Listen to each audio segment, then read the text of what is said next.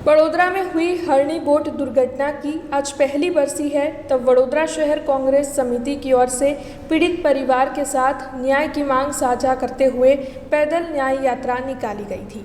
18 जनवरी 2024 को वडोदरा की new sunrise school के छात्रों को हरणी लेक पर पिकनिक ले जाया गया था। वहां पर एक हादसा हुआ, हरणी बोट दुर्घटना हुई, जिसमें 12 मासूम बच्चे और 2 शिक्षक अपनी जान गंवा बैठे।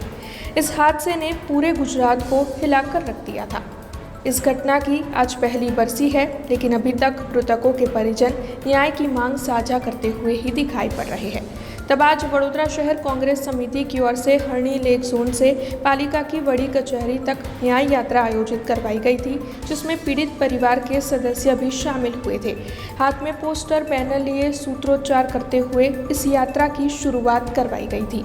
पीड़ित परिवार को न्याय दिलवाने की मांग और भ्रष्टाचारी दूषितों को जेल में सड़वाने की मांग साझा करते हुए वडोदरा शहर कांग्रेस समिति की ओर से ये न्याय यात्रा निकाली गई थी।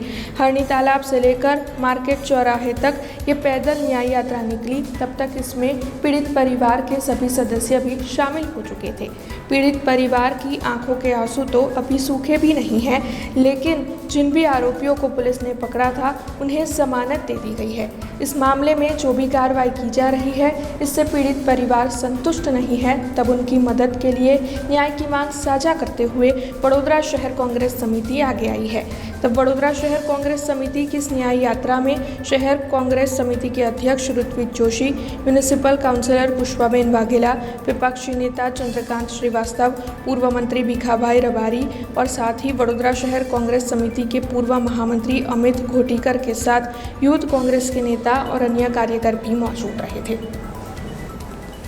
મહાત્મા ગાંધીએ જ્યારે અંગ્રેજો સામે આંદોલન કર્યું હતું અને પદયાત્રાના માધ્યમથી આખા દેશનું ભ્રમણ કરેલું, એક ઉમ્મીદ અને આશાની કિરણ અને લોકોમાં જાગૃતતા આવી અને અંગ્રેજોને ભગાડ્યા।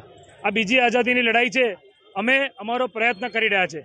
આ જાડી ચામડીના શાસકો, ભ્રષ્ટ શાસકો એ તો સત્તાના નશામાં ભાન ભૂલ્યા છે અને માનવતા ભૂલ્યા છે, પણ અમે અમારા ફરજના ભાગરૂપે છેલ્લા 1 વર્ષથી કોંગ્રેસ પાર્ટી આ હરણી બોટ કાંડની હરણી મોત કાંડ છે અને એમાં અમે અલગ અલગ કાર્યક્રમ કરીએ છીએ। આજે પદયાત્રા હરણી તળાવથી કોર્પોરેશન સુધી ચાલતા આવ્યા છે।